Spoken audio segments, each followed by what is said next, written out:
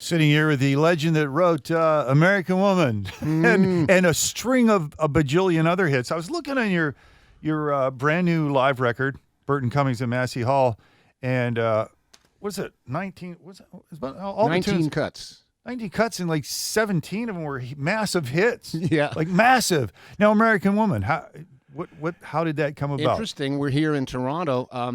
We were playing a place in Brampton. It used to be called the Broom and Stone. It was a curling club. And in those days, we were at that point, we were still doing 2 shows a night. So we couldn't have been that big yet. But we had already had Laughing in These Eyes. And for some reason that night, we were still doing 2 shows. The break between the shows was about half an hour. I was outside bartering with some kid that had some Gene Vincent records that I really wanted badly, and I was trying to beat him out of them with a really horrid deal, trying to get them off him. And I'm bartering with this kid outside, and I hear the band starts up, and I hear them doing da da da da da da da da da da da. I say to this kid, geez, I'm sorry, man, I got to get going. I'm supposed to be on stage. So I run inside, and they're playing the by then, the groove's really going great. Right?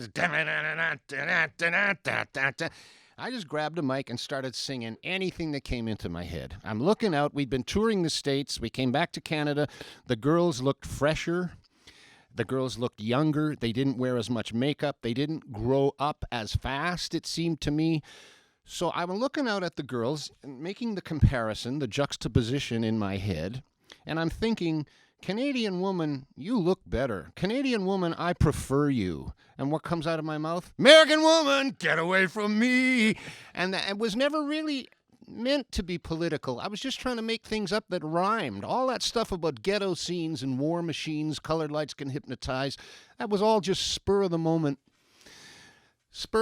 stuff, and fortunately there happened to be a kid bootlegging the show that night, and we saw this, and I got my road manager to go get the tape off him, and we basically learned American Woman from that cassette tape.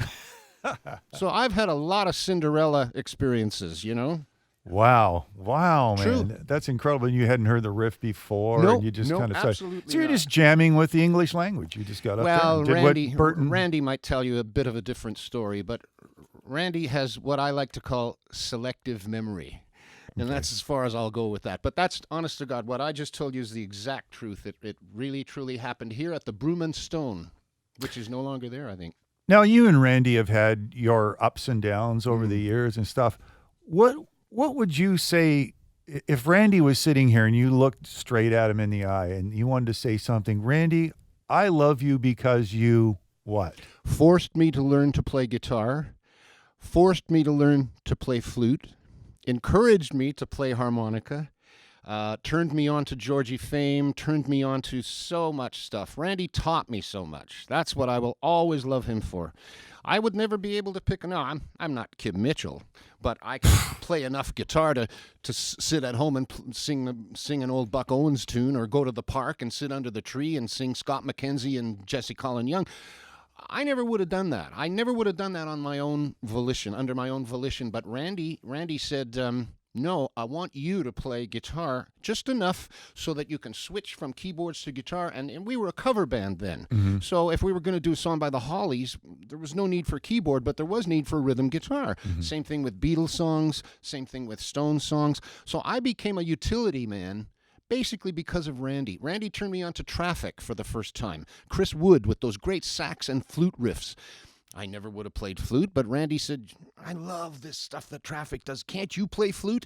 And sure enough, I picked up a flute, and I ended up playing it on Undone and several other cuts. So, Randy, I'm eternally in debt to Randy for making me a better player. Absolutely. And opening my head up to different singers. Okay, and the other way around, Burton, if Randy were sitting here and he'd turn to you and say, Burton, I love you because you did, what would he say about you?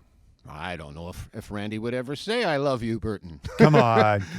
You know what? He loved the fact that I was willing to write and sing anything with him, any style. He liked the fact that I could sing a little bit jazzy like Georgie Fame. I could sing nice and clear like Scott McKenzie and Jesse Colin Young. And then I could turn around and do Eric Burdon and sound like a shredder, you know. Mm-hmm. He liked that. That's what he liked I think because they had Chad Allen for all those years before me.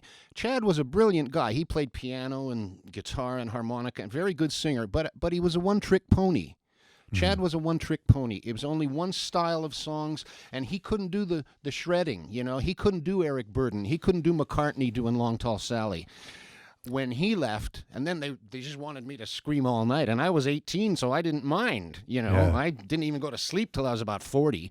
So Randy really liked the fact that I could just scream, and they hadn't been used to that. They had Chad Allen who sang like Bobby Goldsboro and stuff like that. And don't get me wrong, I love Chad too, but they hadn't had a young guy with all that energy, you know, and I used to be in my nice, lovely silk suits, rolling around on stage, screaming, "That's how strong my love is," rolling around in the dirt, ripping my suits. None of those guys were ready to do that, but I was ready to do anything to help us try and make it. I think that's what he liked, was my openness to anything.